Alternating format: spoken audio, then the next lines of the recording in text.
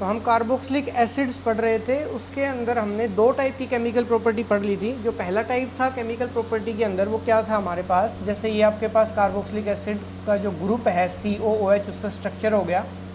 और पहला था एसिडिक प्रॉपर्टीज़, जिसमें हमने cleavage of bond between oxygen and this hydrogen किया था। ऑक्सीजन और हाइड्रोजन के बीच में बॉन्ड क्लीवेज होगा, वो टाइप की प्रॉपर्टी पढ़ी थी। दूसरा फिर आपने क्या पढ़ा था, कार्बन और ऑक्सीजन के बीच में जो बॉन्ड है उसका क्लीवेज होगा, तब जो जो रिएक्शंस होंगी हमने वो पढ़ी थी। उसके बाद जो थर्ड है आपके पास वो क्या है, reactions involving COOH group as a whole. इसका मतलब क्या है कि जो COOH ग्रुप है आपके पास वो कम्प्लीटली रिएक्शन के अंदर इन्वॉल्व होगा, ठीक है। उसमें ऐसा नहीं होगा कि कौन सा बॉन्ड ब्रेक हो रहा है, स्पेसिफिकली यही बॉन्ड टूटेगा इन रिएक्शंस में, पूरे का पूरा जो मॉलिक्यूल है वो इन्वॉल्व रहेगा, ठीक है। उसमें जो सबसे पहले है आपके पास वो है रिडक्शन, ठीक है। रिडक्शन का मतलब क्या होता है, एडिशन ऑफ हाइड्रोजन, ठीक। अब एडिशन ऑफ हाइड्रोजन कौन देगा, कोई भी रिड्यूसिंग एजेंट। कोई रिड्यूसिंग एजेंट क्या करेगा, लॉस ऑफ हाइड्रोजन, मतलब सामने वाले को वो हाइड्रोजन प्रोवाइड करवाएगा और खुद हाइड्रोजन का लॉस करेगा।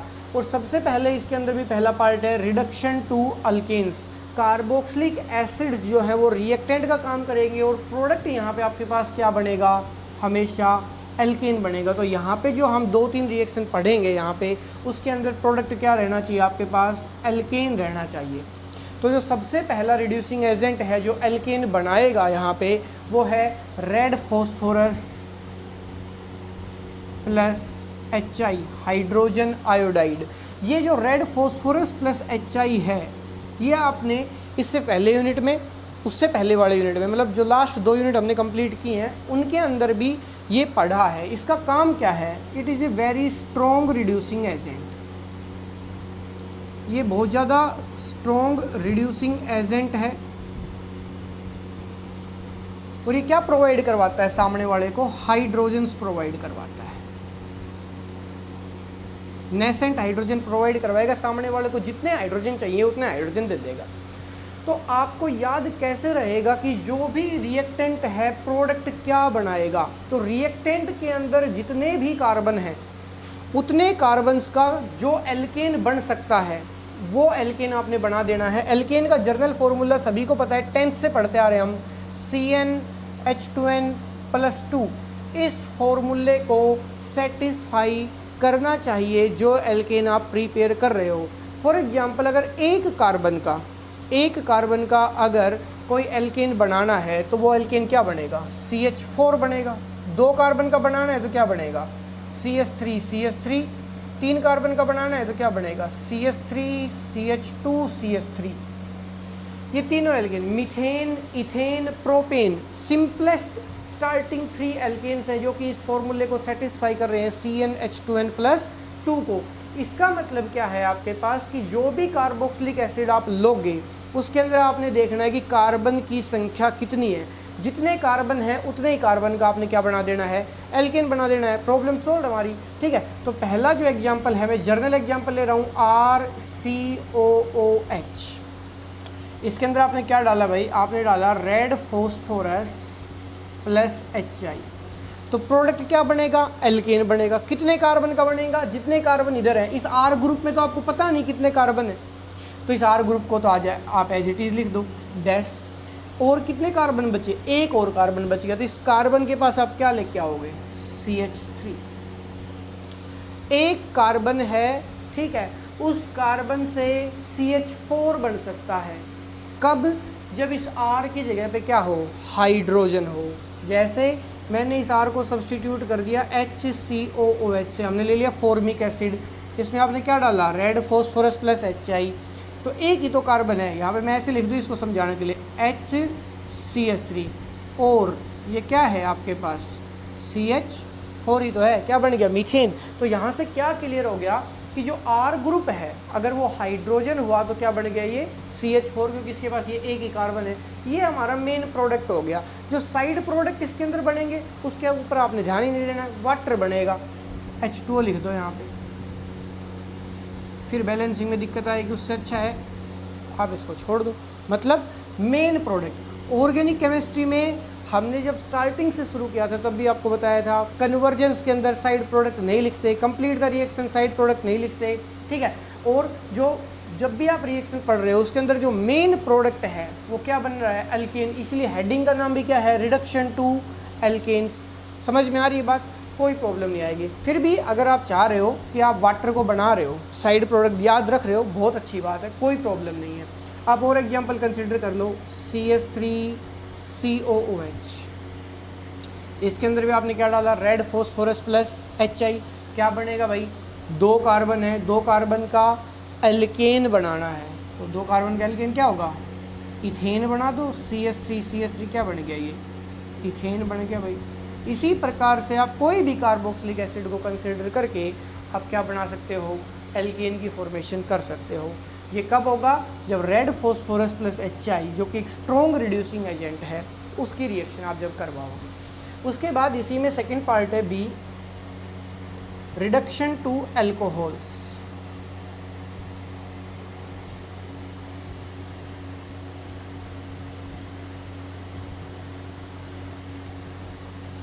ठीक है भाई, रिडक्शन टू एल्कोहल्स।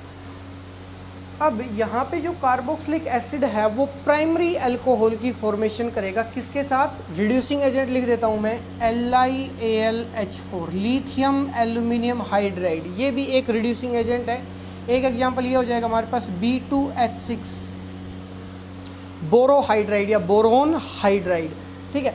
LiAlH4 के साथ रिएक्शन करवाओ या फिर B2H6 के साथ रिएक्शन करवाओ, किसकी फॉर्मेशन होगी, एल्कोहल की फॉर्मेशन होगी। तो यहाँ पे मैं फिर से रिपीट कर रहा हूँ, हमारे पास मेन प्रोडक्ट क्या है, एल्कोहल है, और रिएक्टेंट क्या है, हमारे पास कार्बोक्सिलिक एसिड है, ठीक है। तो कोई भी कार्बोक्सिलिक एसिड आपने कंसिडर किया, CH3CH2COOH, ठीक है। अब यहाँ से आपने क्या डाला इसके अंदर, LiAlH4, lithium aluminium hydride first, और फिर हम यहाँ पे लिखते हैं इसका हाइड्रोलिसिस भी होता है, दोनों स्टेप्स कंबाइंड है, कोई प्रॉब्लम नहीं है, ठीक है। और क्या बनाना आपने, हमने बनाना है किसको, एल्कोहल को। तो किसकी फॉर्मेशन हो जाएगी यहाँ पे, एल्कोहल की, प्राइमरी एल्कोहल, CH3CH2CH2OH, ठीक है भाई, कोई दिक्कत नहीं है। एक एग्जांपल B2H6 के साथ लिख दो, मान लो आपके पास है CH3COOH, यहाँ पे ऐसे के सेम टू सेम B2H6, और सेकंड स्टेप हो गया आपके पास H3O पॉजिटिव, तो क्या बन गया भाई, CH3CH2OH, प्राइमरी अल्कोहल की फॉर्मेशन हो जाएगी। एक और बात है यहाँ पे, एक रिड्यूसिंग एजेंट होता है NaBH4, इसका भी बहुत ज़्यादा यूज़ करते हैं हम। लिथियम एल्यूमिनियम हाइड्राइड और सोडियम बोरोन हाइड्राइड दोनों ही रिड्यूसिंग एजेंट हैं, काफ़ी जगह यूज होते हैं। लेकिन एक बात याद रखना, जो NaBH4 है वो COOH ग्रुप को रिड्यूस नहीं करता है। तो यहाँ से आपको अगर किसी भी रिएक्शन में इधर कार्बोक्सिलिक एसिड की रिएक्शन NaBH4 के साथ लिख दी, LiAlH4 की जगह पे NaBH4 के साथ लिख दी, तो रिएक्शन नहीं होगी। आप LiAlH4 का यूज़ करो या फिर B2H6 का यूज़ करोगे तो एल्कोहल, कार्बोक्सिलिक एसिड से एल्कोहल की फॉर्मेशन हो जाएगी। तो ये था हमारे पास रिडक्शन, पहला हमने एल्केन के साथ पढ़ लिया, रिडक्शन टू एल्केन, दूसरा आपने रिडक्शन टू एल्कोहल पढ़ लिया। फिर इसी के अंदर जो reaction involving COOH group as a whole है, उसमें सेकंड आपके पास आता है decarboxylation. Decarboxylation reactions क्या होते हैं, ये दोनों रिएक्शन डी कार्बोक्सिलेशन के अंडर 2 रिएक्शंस आएंगी, बाई सोडा लाइम और दूसरा कोलबेज इलेक्ट्रोलाइसिस, दोनों रिएक्शन 11th के अंदर आती हैं। अगर किसी को ध्यान नहीं है तो अब आप पढ़ सकते हो। डी कार्बोक्सिलेशन वर्ड का क्या मतलब है, यहाँ पे आपको स्पेसिफाई करना है। जहाँ पे अगर किसी रिएक्शन के अंदर स्पेसिफाई करने की ज़रूरत पड़ती है तो हम वहाँ पे स्पेसिफाई करते हैं। जो COOH ग्रुप है इसमें से CO2 जो ग्रुप है ये पूरे का पूरा एक साथ गायब होगा, ठीक है। किसी भी कंडीशन में किसी भी कंपाउंड के साथ, ठीक है, जो कि आप ले रहे हो, जैसे NaOH और CaO लिया है यहाँ पे, इनके साथ कंबाइन होके CO2 बाहर निकलेगा, किस में से, COOH ग्रुप में से। इसलिए कार्बोक्सिलेशन मतलब CO2 का जुड़ना, और अगर डी आगे वर्ड लग गया तो CO2 का बाहर निकलना, इसलिए उसको क्या बोला है, डी कार्बोक्सिलेशन। तो यहाँ पे हम लिखते हैं, पहला है इसमें by soda lime. Soda lime क्या होता है, NaOH और CaO का मिक्सर सोडा लाइम कहलाता है। मतलब sodium hydroxide plus calcium oxide क्या कहलाएगा? Soda lime. तो यहाँ पे हम जर्नल एग्जाम्पल ले रहे हैं कोई RCOOH प्लस में NaOH। पहले ये रिएक्शन लिख रहा हूँ मैं क्योंकि ये रिएक्शन हमने पढ़ी हुई है। क्या है ये? एसिड, कोई भी एसिड रिएक्ट विद बेस क्या बनाएगा? Salt plus water. साल्ट क्या बनेगा यहाँ पे? RCOONA प्लस में H2। ठीक है, ये जो रिएक्शन लिखी है डी कार्बोक्सिलेशन का एक पहला स्टेप है, हिस्सा है, जो कि लिखना भी जरूरी नहीं है क्योंकि ये रिएक्शन हमने 10th में भी पढ़ी है।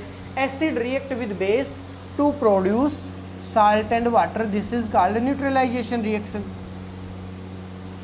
क्योंकि ये रिएक्शन क्यों बताई? क्योंकि जो सोडा लाइम के साथ आप रिएक्शन करोगे डी कार्बोक्सिलेशन, उसका जो मेन स्टार्टिंग जो कंपाउंड है वो क्या है? ये वाला साल्ट है। और अब इस साल्ट को हम स्पेसिफाई करेंगे sodium salt of carboxylic acid. Carboxylic acid, sodium salt of carboxylic acid है। अब मैं आपको स्टेटमेंट देता हूं कि when sodium salt of carboxylic acid react with soda lime then alkane is formed, that reaction is called decarboxylation with soda lime। Carboxylic acid का decarboxylation हो रहा है सोडा लाइम के साथ। तो जो मेन रिएक्टेंट आपके पास वो क्या है? Sodium salt of carboxylic acid. अब आप उसको लिखोगे RCOONA प्लस में NaOH, और जो ये CaO है कैल्शियम ऑक्साइड है, और इसको हीट भी करेंगे हम। इसकी केवल कैटालिटिक प्रेजेंस होगी, रिएक्शन NaOH ही करेगा मेन। तो यहाँ से आपको कैसे याद रहेगा? यहाँ से आप इसको गायब कर दो, इतने देखो क्या गायब हो गया? Na दो Na हो गए, Na2, एक कार्बन है यहाँ पे C, ऑक्सीजन कितने हो गए? 1 2 और एक ये तीसरा CO3, सोडियम कार्बोनेट Na2CO3 बाहर निकल गया, और क्या बच गया? यहाँ पे R और यहाँ पे H, RH। अब RH क्या है? कोई भी एल्केन, ठीक है। और R ग्रुप कोई भी एल्काइल ग्रुप है, हाइड्रोजन नहीं होना चाहिए। अगर हाइड्रोजन होगा तो यहाँ पे H2 हो जाएगा। तो जो फॉर्मिक एसिड है या फॉर्मिक एसिड का जो सोडियम साल्ट है वो रिएक्शन नहीं देगा। यहाँ पे R क्या होना चाहिए आपके पास? कोई भी, जैसे CH3 ग्रुप हो गया, CH3 COONA प्लस में NaOH, कैल्शियम ऑक्साइड की प्रेजेंस में जब रिएक्शन देगा तो यहाँ से आप क्या गायब करोगे? Na2CO3 को गायब कर दिया आपने, Na2CO3, और यहाँ पे क्या बनेगा? CH3H। देखो ये CH3 और ये H, तो ये एक्चुअली है क्या? ये क्या है? CH4, मीथेन ही तो है। तो एल्केन की फॉर्मेशन हो रही है, कोई प्रॉब्लम नहीं है, समझ में आती है बात? ठीक है। क्या हुआ है यहाँ पे? जो ये रिएक्शन लिखी है ये केवल आपको ये समझाने के लिए है कि ये सोडियम साल्ट कैसे बनता है। ये रिएक्शन आप 10th क्लास में पढ़ते हो, एसिड बेस के साथ रिएक्शन करके साल्ट और वाटर बनाता है, ठीक। तो इसमें यह है कि sodium salt of carboxylic acid होना चाहिए, कोई और कॉमन साल्ट नहीं होना चाहिए, जैसे NaCl हो गया, CaCl2 हो गया, MgCl2 हो गया, इस प्रकार का साल्ट नहीं। Sodium salt of carboxylic acid होगा। यहाँ पे आप NaOH और CaO की रिएक्शन करवाओगे तो मेन जो रिएक्शन करेगा वो NaOH करेगा। CaO की प्रेजेंस रहेगी किसके तौर पे? As a catalyst. इन दोनों के मिक्सर को या इन दोनों के कॉम्बिनेशन को सोडा लाइम कहा गया है। और इस रिएक्शन में किसकी फॉर्मेशन होगी? एल्केन की फॉर्मेशन होगी। और अब आप यहाँ से क्या देख रहे हो कि ये पूरे का पूरा जो ग्रुप है विद CO2, ये CO2 ग्रुप ये बाहर निकला है, इसलिए इस रिएक्शन का नाम क्या पड़ा है? डी कार्बोक्सिलेशन पड़ा है। और इस रिएक्शन में जो साइड प्रोडक्ट है वो दिखाना जरूरी है, ठीक है। उसके बाद बी टाइप है इसमें हमारे पास, नेम रिएक्शन है कोलबेज इलेक्ट्रोलाइसिस।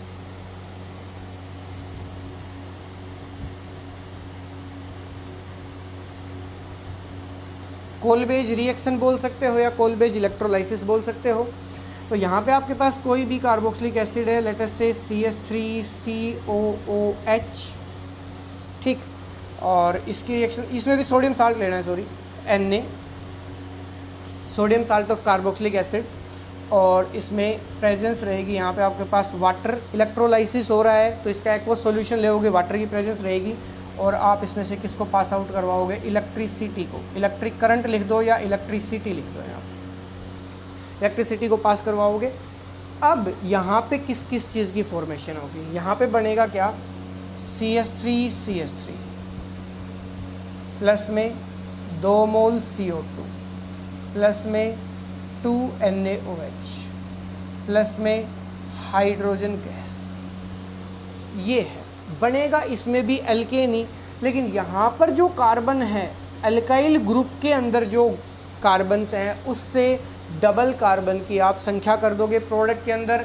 यहाँ पे एक अल्काइल ग्रुप था तो यहाँ पे आपने 2 अल्काइल ग्रुप, एक ये मिथाइल हो गए, ये मिथाइल हो गए, ये किसकी फॉर्मेशन हो गई, यहाँ पे आपके पास इथेन की फॉर्मेशन हो गई। अब आप इसको याद कैसे रखोगे, इसके भी 2 मोल लगेंगे, यहाँ पे इसके भी 2 मोल लगेंगे, बाकी रिएक्शन बैलेंस्ड है, कोई प्रॉब्लम नहीं है, मैंने पहले वहाँ पे 2 से मल्टीप्लाई कर दी है। कैसे याद रखोगे, अब आप इसको अलग अलग लिख लो ऐसे, CH3COONA, सेम टू सेम यहाँ पे CH3COON प्लस में क्या है, H2O के 2 मोल है, H2O का हम ऐसे लिख सकते हैं HOH, वाटर यही होता है HOH, एक H एक OH ग्रुप। यहाँ से आप ऐसे लिखोगे इसको, CH3 कंबाइन हो गया, यहाँ से CO2 रिलीज हो गया, सेम टू सेम वे में यहाँ से भी CO2 रिलीज हो गया, ठीक है। यहाँ से NaOH 1, यहाँ से NaOH 2 और ये दोनों हाइड्रोजन्स कंबाइन होकर क्या बनाएंगे, H2, ठीक है।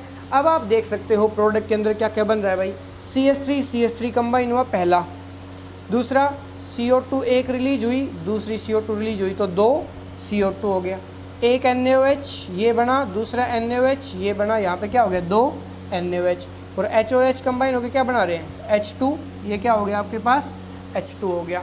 तो ये क्या थी, सेकंड टाइप था decarboxylation reaction involving COOH group as a whole के अंदर, जिसमें आपने सोडा लाइम के साथ रिएक्शन किया, उसमें भी एल्केन की फॉर्मेशन हुई। दूसरा आपने कोलबेज इलेक्ट्रोलाइसिस किया, उसमें भी एल्केन की फॉर्मेशन हुई। अब डिफरेंस क्या था यहाँ पे आपके पास, जो सोडा लाइम है उसके अंदर इस एल्काइल ग्रुप में जितने कार्बन्स हैं उतने ही कार्बन का क्या बनेगा आपके पास, एल्केन बनेगा।